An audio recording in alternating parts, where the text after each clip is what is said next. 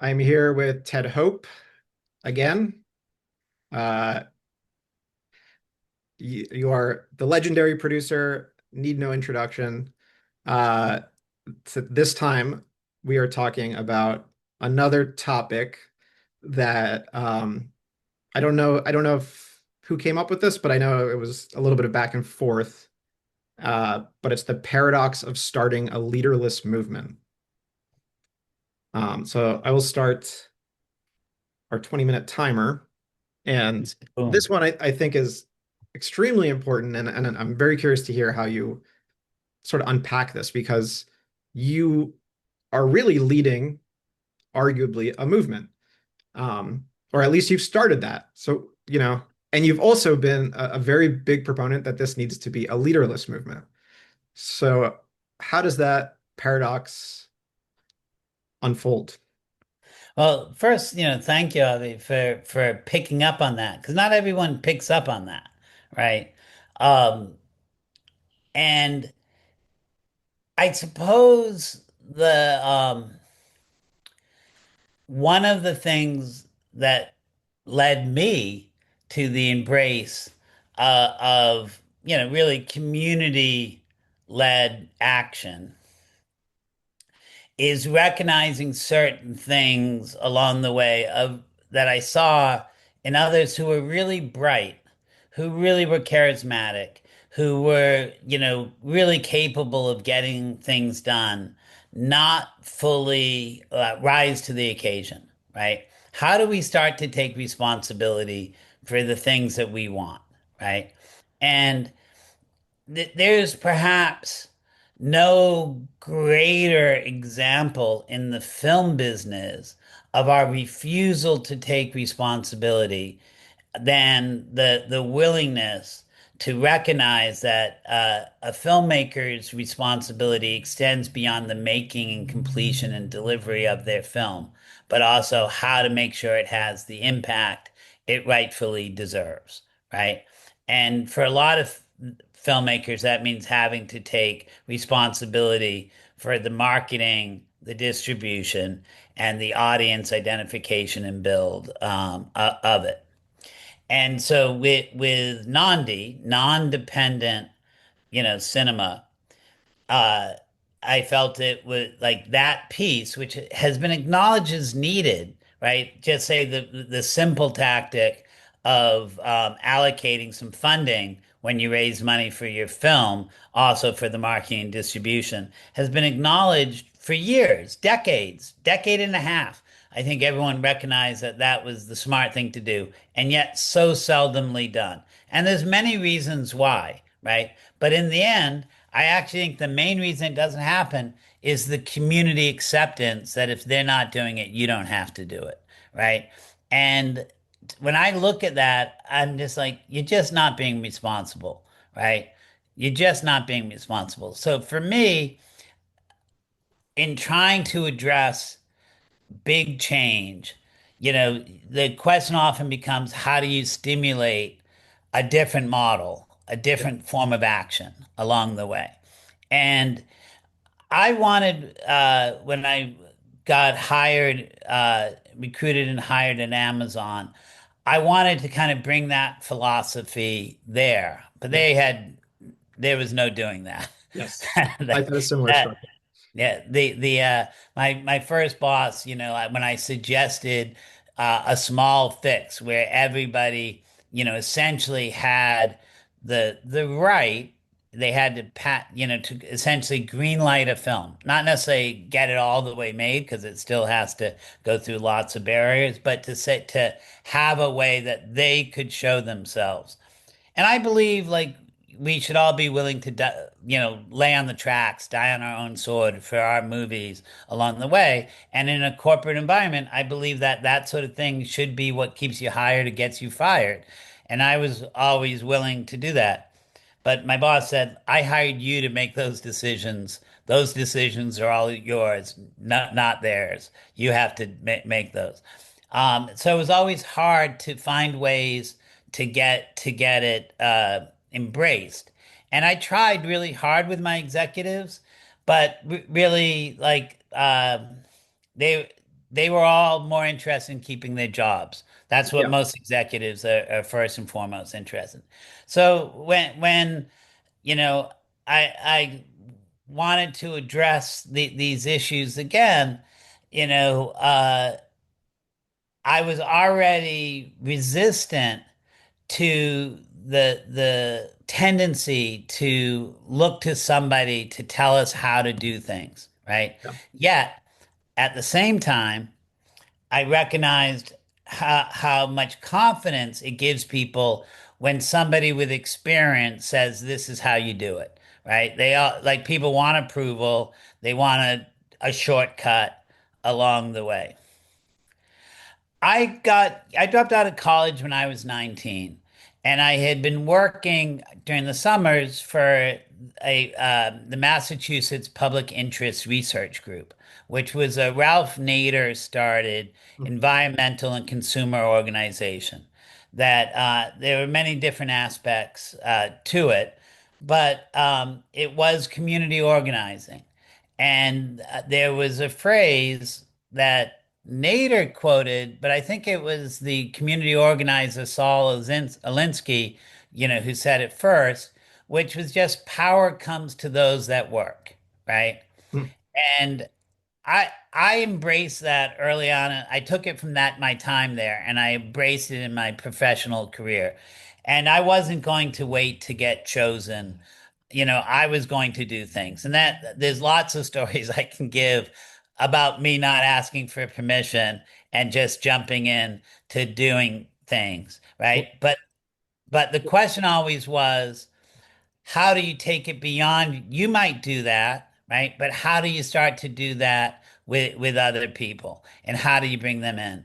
And you need to have a structure and a format where they can see some sort of result, right? So when I entered the Substack world and found traction, right, I felt like year one was going to be about much more of the proselytizing of things as opposed to the action, mm. right?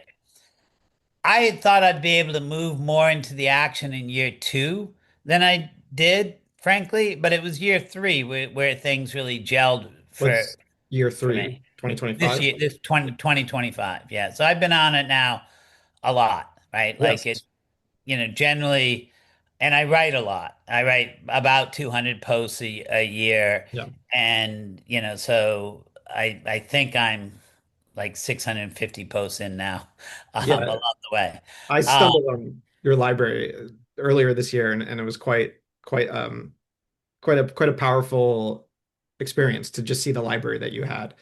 Um, I But yeah, so but yeah, and wanting to do, and so a lot of that was getting the foundation. Like my goal was to get people to accept and want to help build a non-dependent cinema ecosystem, right? Ideally embracing ambitiously authored work, but definitely prioritizing the art, artist, the audience, and the sustainability of the ecosystem.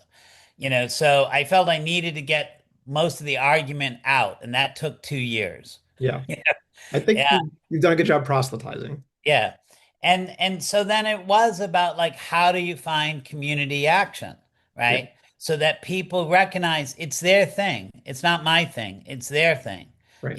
And there was a series of steps that I took. You do unfortunately, have to stimulate, not necessarily lead, stimulate by example, right? Like I'm going to do this. So like the first two, you know, challenges, monthly challenges, I addressed. But I didn't want, when I first started conceiving it, I wrote out a full year's worth of challenges, right? Of which I wrote posts of, and some I haven't even published because I'm hoping that someone will still go back to what my challenges were. But we actually seem to move further and further away from what I wanted.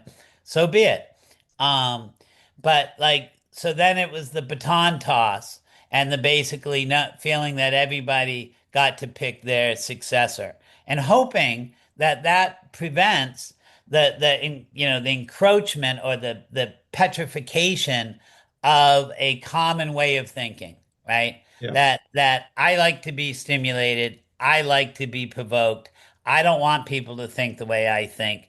I mean, I love when they think the way I think in action, but I actually, in terms of conversation, I'm most stimulated by folks who think differently than I or have much different experiences than I. And so I like that baton toss. I'm hoping it goes in that direction. There's challenges with it too, but it was like monthly and then finding the daily thing, which is where you come in, right? In the good timing. And I think having those different ways, right? Recognizing there are things that are common and easily accessible for everybody, inspiration, Yeah. right?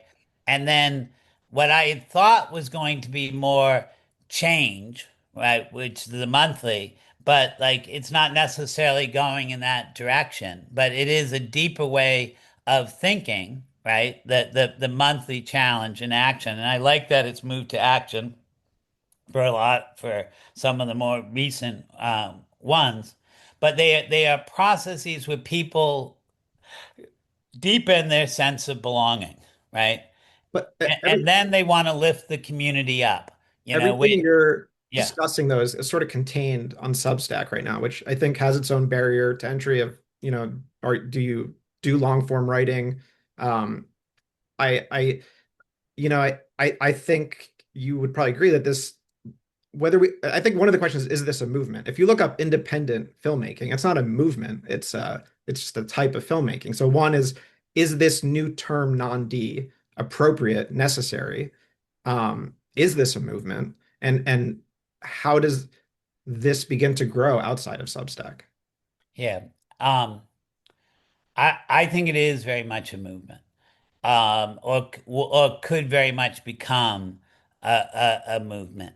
Um, in that, I think it has a end goal, a sustainable, non-dependent cinema ecosystem prioritizing the art, the artist, audience, and sustainability of the ecosystem. And it has a methodology to it, right? Which is um, that the film is not going to be reliant on the corporate path, Yeah. right? And so in some ways, like NonDē doesn't have to be micro budget, Yeah. but right now, in terms of where we are, right?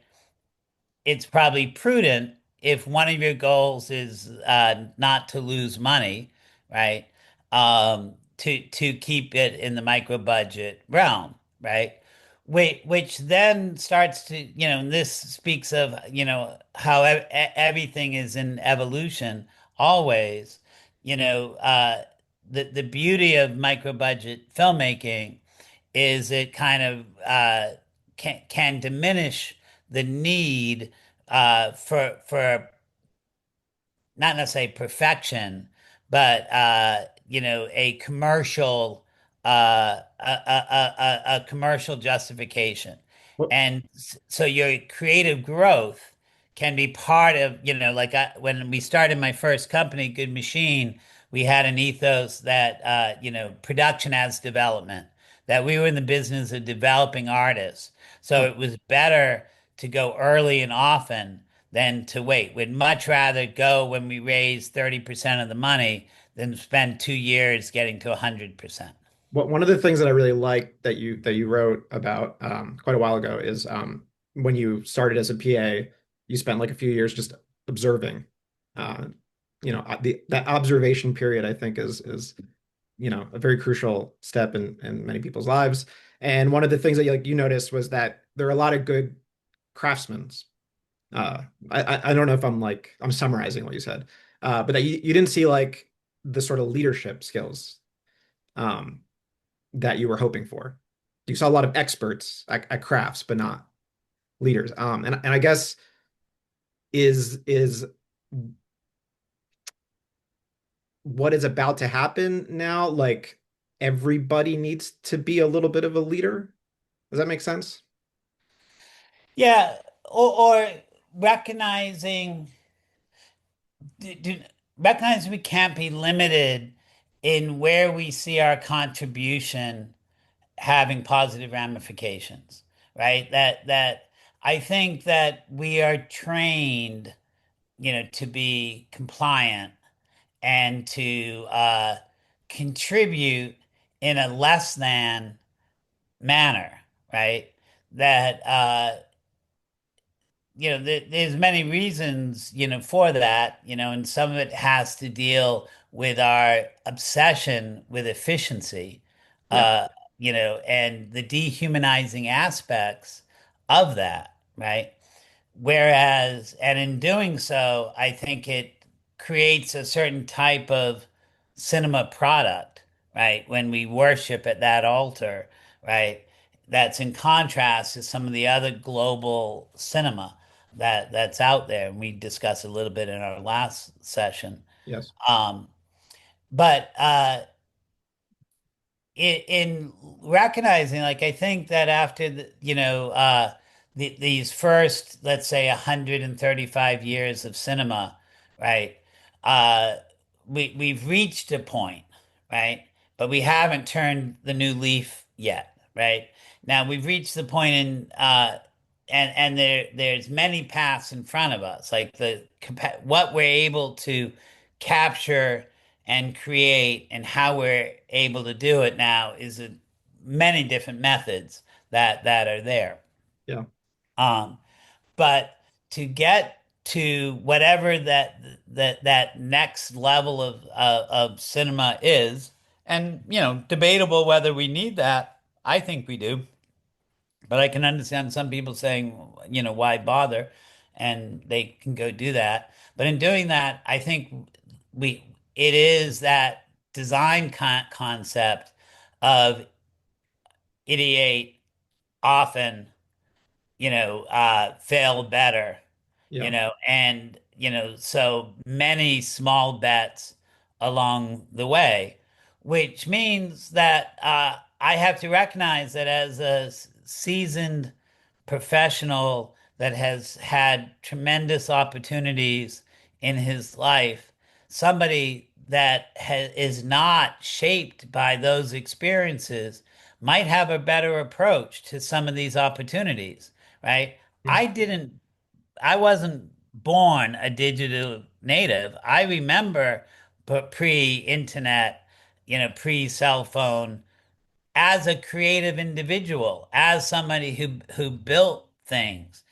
I can't fully understand what it means to come of age in that period. yeah, And that's super exciting to me. Like when I feel that energy and spirit in cinema, I get really excited, right? Like I still love most exploring new lands in cinema. And sometimes that's literally like take me into other countries. Sometimes it's the mindset that the characters have, and sometimes it's their approach to life. But I can tell you, those movies I shouldn't lead, you know. I yeah, can be of service to. I know there are ways that I can be of service to, but it's not going to be to talk them out of their wild ideas. I want that movie. I want those wild ideas, So I think that the odds of bettering this world, of keeping ambitiously authored cinema vibrant, yeah, is going to come from people who haven't done it before. yeah, So, hence, my own selfish goals are going to be driven by more people stepping forward all at once. And along the way, I think that there's a whole other way of collaborating that is removed from the latter approach that we've encouraged in this country, right? Why does everyone want to be a director? Because it's at the top of the ladder, yeah, right?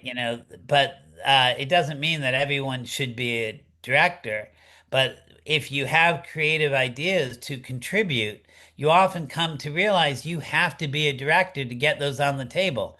I disagree, right? But I understand why we feel that way. So we have to develop our cooperative powers, right? yeah, Like, there's a lot of this. I know it's somewhat controversial to say this, but as a result of the problems of male supremacy, right? That we've learned competition, conquering, hierarchy, leadership, as opposed to admiring a different approach, admiring women, admiring a more cooperative, and that was, societally enforced. It's not to say they're not as competitive an animal as men are by any means. But it is like we have to develop new ways of working to get the good stuff out there, right? The most ambitious, bold movies I saw this year, particularly when you consider the imbalance in terms of gender representation in director ranks. I think like 40% of the boldest movies I saw this year were directed by women, but yet they only direct 4, 5, 6% of the films, right? So it's like, and I'm a big consumer of cinema, right? I see more than most people, right? There's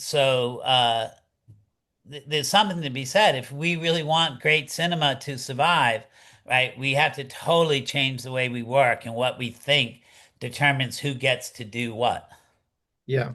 That is our time. But I'd like to point out that, democratization and giving voices to those who haven't has always been key in any movement. And a lot of that comes with just like, in the French New Wave, it was just simply having handheld 16 millimeter cameras. In the 90s, just digital being, anytime you allow more people to participate, uh, something special happens. And the interesting thing is we have that now. Everybody has a phone. Um, Everybody can be a filmmaker, but right now we have all of these creatives going to YouTube and TikTok, and it's not we haven't quite found the right outlet to let these creative people speak in a more complex, interesting way that I think we all want, including the creators. Well, I think you hit the nail on the head. Not only I believe that you're totally right on the need to widen the funnel at all times, but previously in the art form known as the feature film form, we've had to address the marketplace. Yeah. And the marketplace doesn't keep up with the audience or the art or the audiences. Those all change much faster than the market or the business does, right? And the benefit of these constant evolution of tools, both in now allowing us to make movies cheaper, but also to make movies more complex in many different ways, right? Creative tools that exist, for everyone's issues with AI that are warranted. It's also going to be a great creative tool for people for the execution of certain tasks, right? And the advancement of tools on the distribution, marketing, amplification, aggregation side, which are better than they've ever been before. So when filmmakers embrace that they can manage all of this, because it is a manageable challenge. It's not like we have to be this many-headed hydra and we're compromising our creativity. It's very manageable, right? But our organizations that are out there and our schools and ourselves have failed to want to actually address developing all of the roles that are needed to deal with the disintermediation of distribution. But that's going to be coming, right? That's happening as we speak, and as a result, the artists will be able to free themselves from the preconceptions of what the market wants and what they decides. That's independent film, was a creative course corrector, for the corporate industry, right? Like we came along, we showed different ways of approach, and all those directors went on to great studio careers who showed the marketplace what it was missing, right? Along the way. And there's going to be a huge resurgence of that because now we're actually freed from the need of having corporate approval for it, right? And there's going to be some radical minds, freaks out there who do truly do something different. And that's going to be the most exciting creative time of my lifetime. Well, one of the really wonderful things that you've done, and why I think you know you really are the right person to have spearheaded this is you've encouraged bitterness while remaining extremely optimistic, which is a very, very tough balance uh, to not only live through, but to communicate to others. And uh, very, very happy that you are doing that for us. Okay, it's sad when something dies, but it makes room for others. And I think the studio system and corporate media has died, and Yeah, it's time for people to step up and rise. well said. Well, thank you very much, Ted. Appreciate it.